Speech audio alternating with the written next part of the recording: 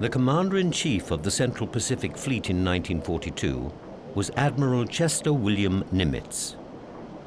Within weeks of his appointment, this great leader transformed the morale of his men, infecting them all with his own confidence in a final Allied victory.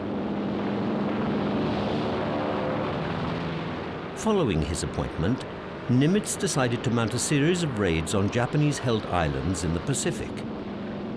The main reason for these raids, apart from harassing the Japanese, was to maintain the morale of his crews and give them valuable operational experience.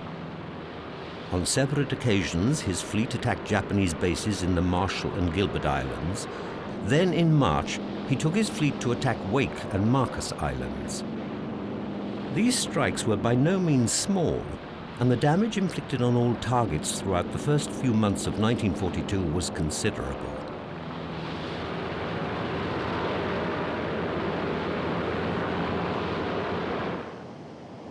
One nightmare of pre-war Japanese military strategists had been the possibility of an attack by aircraft from United States carriers on Japan's home islands. Their worst fears were fulfilled when, on the 18th of April 1942, 16 United States Army B-25 Mitchells struck Tokyo.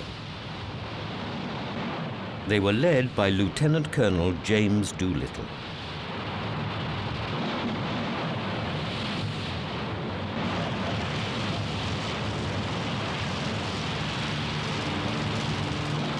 What was even more surprising was the fact that these 12-ton aircraft, normally land-based, took off from the decks of the United States carrier Hornet.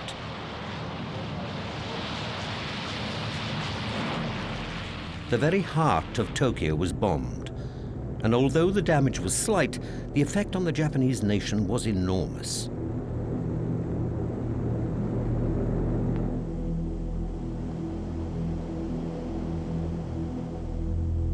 The horror of the Japanese people led to the commander of the Japanese fleet, Admiral Yamamoto, being granted permission for his grand plan. A final showdown between the United States and Japanese fleets. What Yamamoto did not include in his grand plan, however, was the fact that these plans would soon be known by his enemies. By the end of April, American intelligence were able to decrypt 85% of Japanese signals.